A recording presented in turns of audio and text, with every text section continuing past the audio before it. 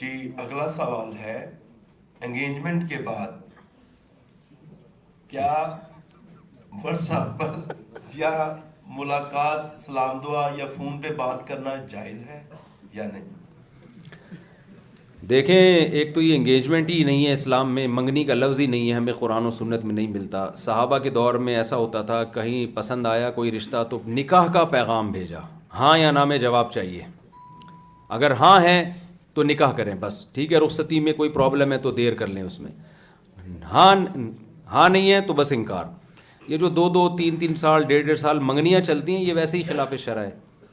تو بہتر نہیں ہے کہ اگر کسی وجہ سے رخصتی میں تاخیر کرنی ہے تو نکاح کر لیں، پھر وہ باتیں کرتے رہیں، ٹھیک ہے، وہ میاں بیوی کا رشتہ ہے، ان کے لیے حلال رشتہ ہے۔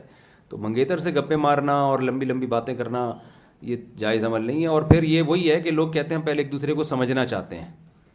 تو دیکھیں، میاں جب رشتہ وجود میں آتا ہے نا میاں بیوی کا، وہ لائف بالکل چینج ہو جاتی ہے، تو وہ سمجھ سکتے ہی نہیں ہیں۔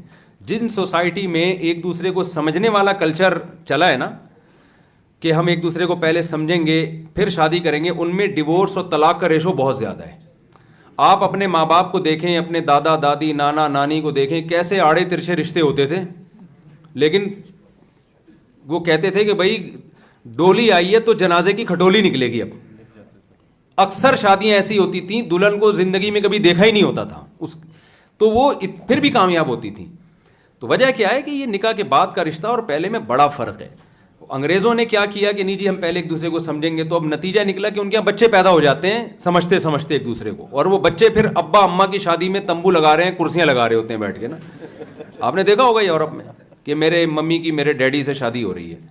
تو اگر ہم اسی کلچر کو چاہتے ہیں سوسائٹی میں پروموٹ کرنا کہ بچے پہلے پیدا ہو جائیں اور ابا اماں کی شادی بعد میں ہو، تو بھائی پھر تو ٹھیک ہے، ایک دوسرے کو سمجھتے رہو بیٹھ کے۔